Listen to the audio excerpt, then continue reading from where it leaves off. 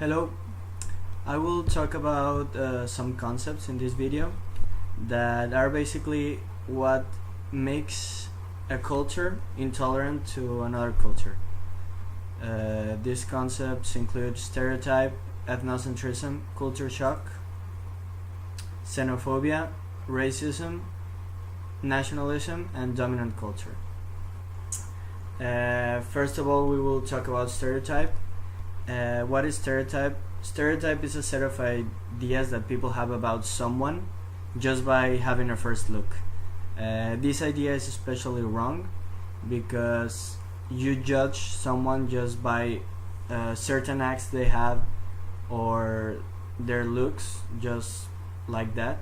A good example of this is, for instance, when you see someone that is tattooed, wearing black clothes, perhaps a piercing, you instantly think that he might do drugs or he might belong to a gang or something like that, and this is not necessarily it. I know a lot of people who have tattoos and they're excellent people who are students who work very hard.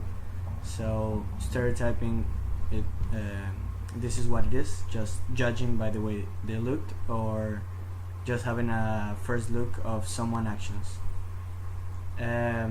Next is ethnocentrism. Ethnocentrism is the belief that your own culture is superior than others. Ethnocentric people judge other groups relative to their own ethnic group or culture, especially with concern for language, behavior, customs, and religion. We can see ethnocentrism in, well, almost everywhere.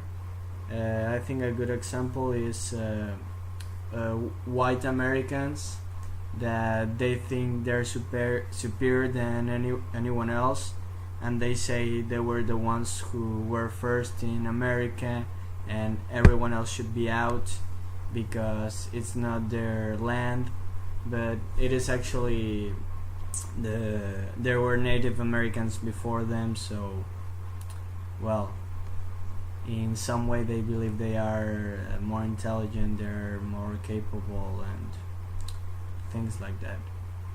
Another good example of this is when Europeans colonized Africa, well, America as well.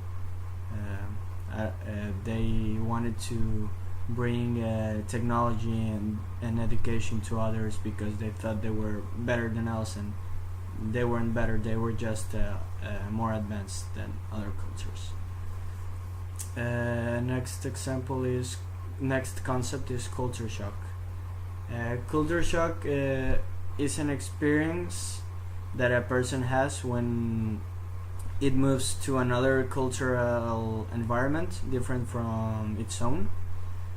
It's also the personal disorientation a person may experience with an unfamiliar way of life due to immigration or visit to a new country.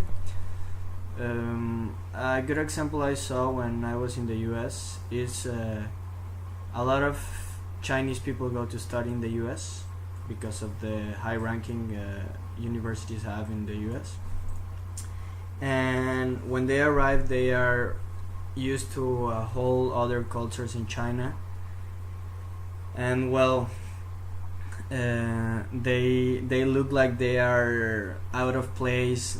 It is really hard for them to communicate with other people, to socialize, because of, well, it's actually a different world. So this is culture shock, like the process that it takes to adapt. And well, maybe, well, what I've seen, mostly they can adapt at the end, but well, if at the end of the day you don't like that culture, well, there's people that just return to their own countries. The next concept is xenophobia. Xenophobia is the fear and distrust of that which is perceived to be foreign or strange. Well, I can explain this a little better. It's like the fear to other cultures. Uh, for example, people in America are judged. Well, this is also stereotyping. When they see a Muslim person, they basically think they're terrorists, or they might be involved in something like this. This is a stereotype, but it's also xenophobia because they are afraid of that culture. They think all Muslims are like that. They think they are all extremists, while only a very, very small part of Muslims are extremists, like ISIS. It's only a very small part. Myself, I've been in Marruecos. I don't know. I'm not sure how do you say it in English. And you see all sorts of, there are people just like Catholic people, Jewish people. Not, you don't have to fear Muslims. You can fear maybe extremists. You can fear ISIS, but you cannot generalize it like that. And yes, the next concept is racism. Is the prejudice, discrimination or antagonism directed against someone of a different race based on their belief that one's own race is superior. I think we are all familiar with racism. It happens a lot also in the US when the white people are racist to Latin Americans. It is way harder for us, for Latin Americans who live in the US, to get a job. They think we are somewhat inferior than they are, and things like this. Next concept is nationalism. Nationalism is the devotion and loyalty to one's own country. Excessive patriotism. A good example of this, I think, is when a country comes together to do certain things, and you feel like really, really special for being born in this country. I will give an also American example. I think there's a lot of nationalism when talking about war in America. They think that their soldiers are somehow heroes, and they are defending their country, they're defending their land. They feel so passionate about their land just because it's a political territory. I don't think this way. I think there's a lot of economic influences in the army of the US. They do a lot of things that are really, really bad, and they are being blinded somehow. The last concept is dominant culture. Dominant culture is just as the word says. It's a culture that is the most powerful, widespread, or influential within a social or political entity in which multiple cultures are present. I believe in Europe, the powerful countries are the dominant cultures, such as France, Germany, Spain, over smaller countries. So this is basically it. Or, for example, in Mexico, Catholicism is the dominant culture over Judaism, for instance, is the one that it's more accepted, even though it's only different. As a conclusion, I can say that throughout history, I believe ethnocentrism has helped a lot to develop racism, nationalism, and even xenophobia. Dominant cultures have taken advantage of less developed cultures in order to benefit themselves. thinking that they are superior to others just because they were born in a certain place or they speak certain language. I think all of this comes from developed civilizations wanting to become more powerful and therefore dominate other cultures. For example, Europeans had a way of thinking that they were better than everyone else, simply because they were a more advanced civilization, creating hate to others such as Africans. They treated these people like animals, like they couldn't think for themselves just because they didn't speak the same language as them, or believe in the same God, or even live in the same way as Europeans did. They conquered African lands, taking advantage of their prime matters. They stole everything, and they took innumerable Africans as slaves, and due to the hate, racism, and discrimination they thought it was okay to treat them like animals.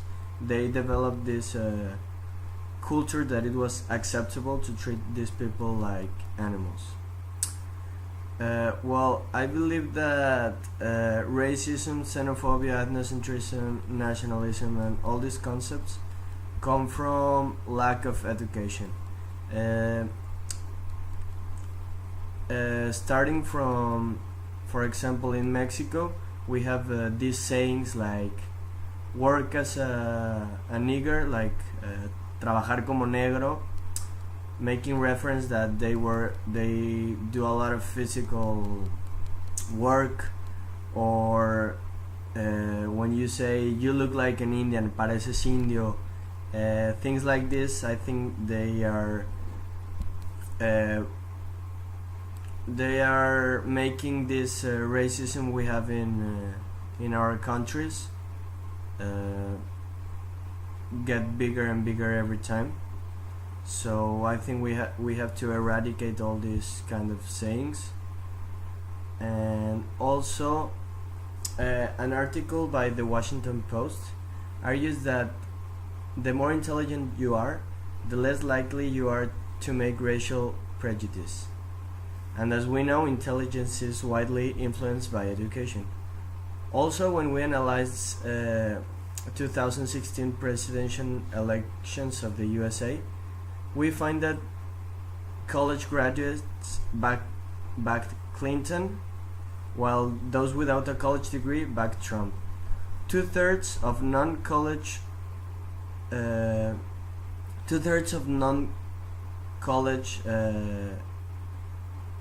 people in the USA voted for Trump, while only 1/3 of the population voted for Clinton. This means that the less educated you are, the more likely you are to have this kind of racism or hate to other cultures. Well, also I say that, for example, a lot of films in America are when a Mexican appears in a American movie, he's always like the worker in the garden, or he has like a Mexican hat, and I think this provides a lot to have stereotypes to us, or well, this is just an example. In my opinion, we as a global community are far less racist than we were before. There is much more acceptance nowadays, but we still have a lot of work to do. We need to keep investing on education and reform the ways of education, so children are educated in a much more liberal and accepting way, and in the future we can eradicate racism, discrimination, xenophobia, and all intolerance in cultures. Thank you for watching.